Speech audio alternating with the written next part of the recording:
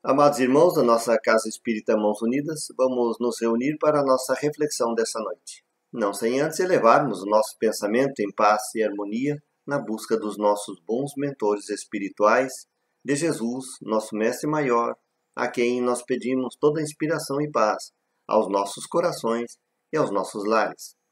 Para a nossa reflexão, vamos nos valer do livro Família, Vida e Paz, da Federação Espírita do Estado de Goiás. Trata-se de um livro que traz a coletânea de artigos referentes a este congresso, ao 35º Congresso do Estado de Goiás. No seu 9º artigo, assinado por Jô Andrade e Roosevelt Thiago, com o tema Toda a educação é também autoeducação. É onde nós vamos fazer a nossa reflexão sobre educação e autoeducação.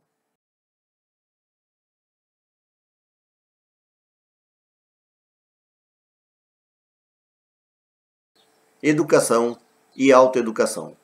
A educação é tema de extrema importância, a ponto de ser colocado em nossa Constituição como de obrigação do Estado. O Estado, em todas as suas instâncias, tem em seus programas prioritários a necessidade de levar a educação a todos. Todos nós temos direito, portanto, à educação. A ponto dos autores do nosso artigo chegarem a afirmar que se tivéssemos que resumir a experiência humana no processo de encarnações, em uma única palavra, com certeza esta palavra seria educação. Mas para nós começarmos a entrar no tema, a desenvolver a ideia, vamos a alguns conceitos básicos, conceitos de dicionário. Educação é a ação ou efeito de educar, de aperfeiçoar as capacidades intelectuais e morais. Aqui nós já temos uma via de mão dupla. O processo, então, de educação como a ação de educar e também de receber educação. Ao mesmo tempo em que educamos, somos educados. Toda a ação de educar é educação. Todo o efeito da educação sobre nós é educação. De aperfeiçoar as nossas capacidades intelectuais e morais. Um processo em que uma habilidade se desenvolve através de seu exercício contínuo. Aqui já está se referindo às habilidades. Transmissão de cultura, capacitando e formando as novas gerações de acordo com os ideais culturais de cada povo. Neste conceito já está presente a transmissão de cultura, conforme nós vamos formando a cultura das novas gerações, transmitindo as culturas tradicionais às novas gerações. Didaticamente, a educação pode ser entendido como a reunião de métodos e teorias, através dos quais algo é ensinado e aprendido, conforme faz as nossas escolas. A educação no campo moral pode ser compreendida como civilidade, conhecimento e prática de hábitos sociais, boas maneiras, delicadeza, expressão de gentileza, de sutileza. Conforme nós dizemos às vezes às pessoas, fulano é bem educado, referindo-se à sua finura, à sua gentileza, à forma de agir em sociedade com as pessoas. Esse hábito social também pode ser classificado como educação. Mas a doutrina espírita apresenta a definição do seu codificador, de Allan Kardec, quando nos diz que educação é o conjunto dos hábitos adquiridos. O conjunto de todos os hábitos adquiridos, então, é o que se refere à educação. É a educação moral, e não aquela adquirida pela intelectualidade, nos bancos escolares. Vemos na educação moral e nos valores éticos a solução para todos os problemas que nós ainda temos. Com a educação, nós vamos aprender a não magoar, a não ofender, a não sermos intolerantes com as pessoas, a termos esse processo de gentileza e de respeito e de amor ao próximo. Por essas razões é que a educação é a grande causa da nossa vida. É a grande razão pela qual nós estamos encarnados na condição humana. No Livro dos Espíritos, Allan Kardec chega a perguntar aos espíritos qual é o objetivo da encarnação dos espíritos. Ao que os espíritos nos diz que Deus impõe a encarnação com o fim de fazê-los chegar à perfeição, o aperfeiçoamento do espírito. Esta é a razão da nossa vida. Esse é o motivo pelo qual nós precisamos ainda reencarnar. E com certeza ainda teremos que reencarnar bastante vezes. Educação, se bem compreendida, nos ensina Allan Kardec, ainda em O Livro dos Espíritos, é a chave do progresso moral. Aqui está, então, a chave da evolução espiritual, que é, de certo modo, a educação moral que nós vamos recebendo. É claro que o desenvolvimento intelectual e moral caminham em seus próprios caminhos, em caminhos diferentes, influenciando, é claro, um sobre o outro e fazendo com que ambos se desenvolvam. Toda educação tem o seu processo de intelectualização, mas também de aperfeiçoamento moral. O progresso moral está totalmente envolvido, portanto, na educação adquirida. Tudo à nossa volta, como pessoas, posições sociais, desafios, condições de saúde, atividades profissionais, assim por diante, tudo visa o nosso aperfeiçoamento, o aprimoramento e o fornecimento de lições que formarão a grande bagagem de educação do espírito. É pela educação, mais do que pela instrução, que se transformará a humanidade, nos ensina Allan Kardec em Obras Póstumas no Credo Espírita, dizendo então que é pela educação mais do que pela instrução. Ou seja, nesse processo em que educação são o conjunto dos hábitos adquiridos, não exclui a instrução, o crescimento intelectual, o auxílio desse processo no nosso desenvolvimento intelectual. Muito pelo contrário, porque um age sobre o outro e o outro sobre esse da mesma forma. Conforme vamos nos instruindo, vamos tendo capacidade melhor de compreender a nossa evolução, as nossas necessidades de evolução moral. E é isso que vai transformar a humanidade, levando-a adiante. Não basta, não é suficiente a intelectualização das pessoas. Nós podemos ter um poder intelectual muito bem desenvolvido e ainda pecarmos no aspecto moral. Precisamos então encontrar processos de educação que nos favoreçam a nossa intelectualização, a instrução, o ganho de conhecimento, a capacidade racional de inteligência. Mas também precisamos desenvolver a outra asa, porque com uma asa só nós não conseguiremos levantar voo. Precisaremos também do nosso desenvolvimento moral, porque esse é que vai dar o sustento, a eficiência e o bom proveito da intelectualidade. Podemos ser muito inteligentes e sermos amoral ou imoral. Portanto, precisaremos da inteligência para compreender melhor as ações, as emoções e o entendimento do nosso desenvolvimento moral. E precisamos de educação moral para bem aplicar essa capacidade intelectual que vamos desenvolvendo através do tempo, através dos processos. Santo Agostinho, em O Evangelho segundo o Espiritismo, nos faz um chamamento, um alerta muito importante quando nos diz: ó espíritas, compreendei agora o grande papel da humanidade. Compreendei que quando produzis um corpo, a alma que nele encarna vem do espaço para progredir. Inteirai-vos dos vossos deveres e ponde todo o vosso amor em aproximar esta alma de Deus. Este chamamento é extremamente importante, porque nos coloca diante da nossa obrigação, diante daqueles que temos para a nossa instrução, para que nós venhamos a auxiliá-los no seu desenvolvimento, no seu aprimoramento. Esse grande compromisso que temos nas mãos. A evolução humana depende da evolução de cada indivíduo.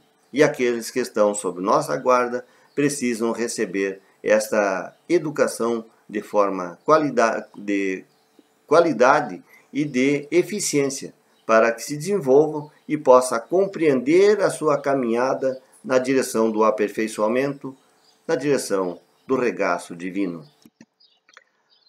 Evangelização da família. Evangelização é o grande antídoto para todas as mazelas, sejam elas particulares ou sociais. Dentro do grupo familiar é que nós vamos começar a desenvolver, então, esse antídoto para a solução de todas as mazelas da humanidade, todas as mazelas particulares. E essa evangelização se faz necessária para que venhamos a compreender o aspecto moral do nosso desenvolvimento. Chamamos evangelização o processo de instrução e de orientação do Evangelho na conduta humana.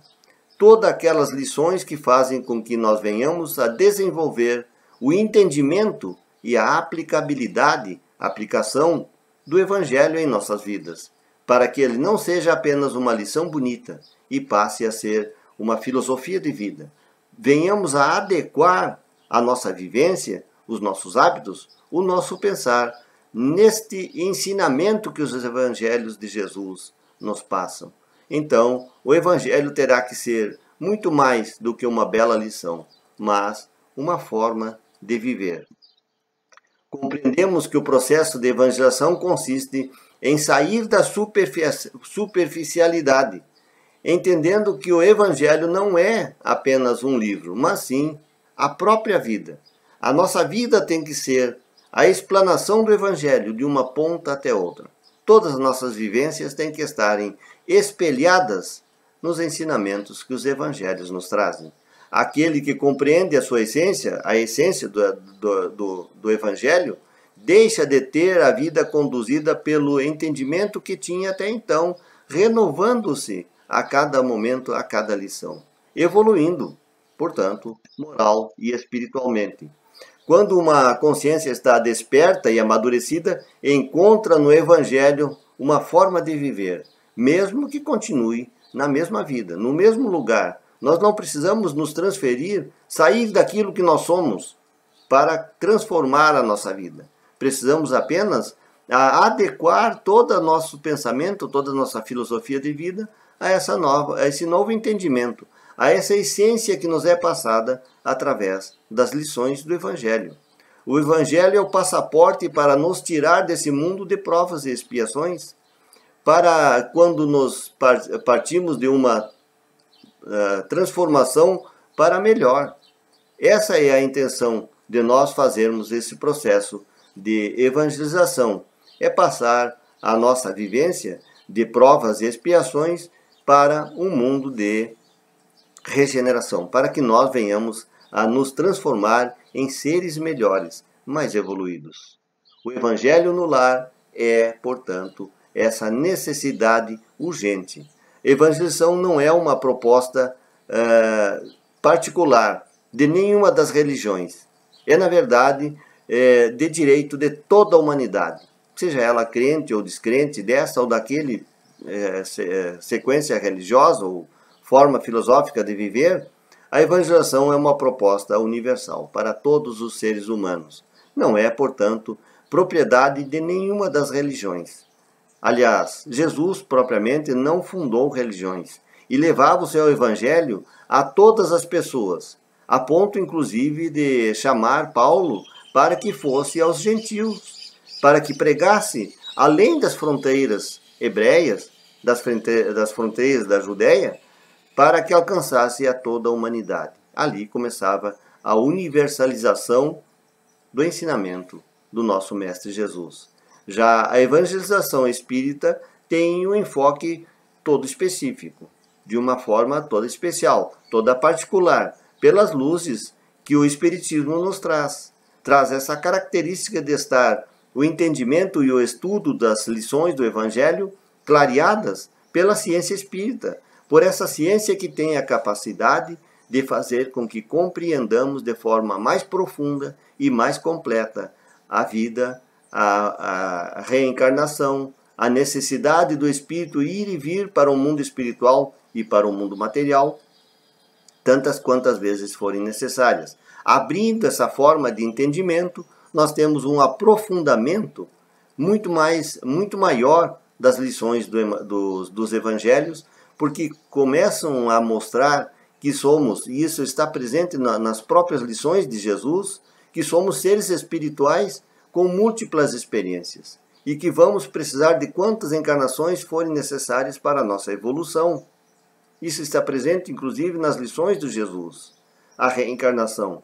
Então, essa visão espírita dos evangelhos é uma forma de conseguirmos compreender de forma mais profunda e mais completa a necessidade de evolução espiritual através do entendimento das lições dos evangelhos de Jesus.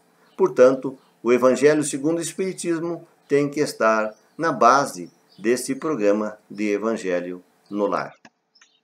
O Evangelho é um poderoso antídoto para todas as mazelas humanas, pois o seu estudo faz com que nossas desorganizações de comportamento nos deixem constrangidos diante da nossa própria consciência, impelindo-nos às nossas reformas, a refazer as nossas formas de agir. Conforme formos evoluindo no entendimento dos evangelhos, vamos reformulando os nossos hábitos, a nossa maneira de agir, a nossa postura diante da vida. Funciona de forma semelhante à homeopatia, que ignora os efeitos finais dos nossos problemas, mas vai às causas, buscando as causas dos nossos erros de comportamento moral, revendo lentamente a gênese, removendo lentamente a gênese de todas as nossas perturbações. Nós temos os nossos problemas, as nossas perturbações, e elas continuam conosco, mas nós passamos a ter um entendimento mais profundo e passamos então a corrigi-los, porque agora compreendemos como que eles estão agindo em nossa alma, em nosso espírito. Porque todo o processo de educação é um processo de autoeducação. Esse processo que nós estamos agindo em educar alguém, nós estamos aprendendo também. Porque no momento que nós ensinamos, nós aprendemos. E a evangelização entra nessa mesma forma de agir. Evangelização e educação estão diretamente ligados, pois o processo de evangelização nada mais é do que a educação da própria alma. Então o Evangelho vem para que nós venhamos a compreender o que é a nossa alma e qual é o seu destino. Como que nós vamos fazer para a nossa evolução? A evolução vai levar-nos àquilo que Jesus chamava o reino de Deus. Todo aquele que se evangeliza, também se evangeliza. Como dizíamos, traz o mesmo sentido da educação. Então, todo o processo de evangelização é um processo de autoevangelização.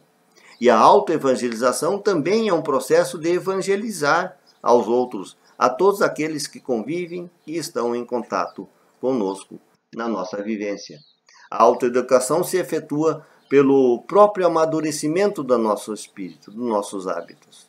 Aprende-se pela observação dos fatos, pelas experiências da vida, por um desejo íntimo de melhorar-se. Conforme nós vamos querendo ser melhores, nós vamos aprendendo, educando, autoeducando os nossos hábitos. Na educação, o conteúdo vem de fora. No processo de receber educação, o conteúdo vem de fora. Na autoeducação, são os conteúdos internos que nascem, que se projetam, que se desenvolvem. Então, a autoeducação é de dentro para fora. É expressar de forma melhor aquilo que está já gravado em nossos espíritos que não estamos sabendo bem desenvolver. É o resultado de conceitos, experiências e observações em determinados momentos e decidir moralizar-se. Conforme nós vamos compreendendo, vamos nos decidindo por nos moralizar. Moralizar os nossos hábitos, ser mais consciente, mais profundo nas exigências para conosco mesmo. Todas as nossas imperfeições morais têm origem na má educação recebida, nas falhas do processo educativo que recebemos. O Evangelho pode corrigir essas falhas. E então, conforme o Evangelho vai entrando na nossa alma, é que vamos nos refazer desses processos educativos falhos que tenhamos recebido em família ou na vivência social. Quanto mais as instituições humanas se reformarem os seus métodos de educação, mais o Evangelho estará presente em nosso cotidiano. Ao mesmo tempo que, quanto mais divulgar o Evangelho, mais as almas sentirão a necessidade de educarem-se. É o efeito da educação e da autoeducação na compreensão do Evangelho, e essa compreensão do Evangelho agindo sobre todas as pessoas. Conforme nós formos evoluindo, as nossas instituições vão evoluindo. Conforme nós vamos nos aperfeiçoando, as nossas instituições no sentido mais amplo, vão se aperfeiçoar também, porque estarão recebendo necessariamente um aperfeiçoamento através do mais profundo entendimento das lições do Evangelho de Jesus. Conforme o Evangelho for sendo hábito e prática cotidiana, mais ele vai fazer com que a alma humana se aperfeiçoe, evolua. Que Jesus, no seu amor infinito, esteja em nossos corações, em nossa alma, e nós possamos compreender que estamos atrasados na nossa evolução e precisamos urgentemente buscar cada vez mais o nosso processo de educação através das lições do Evangelho de Jesus, o nosso Mestre Maior. Que assim seja.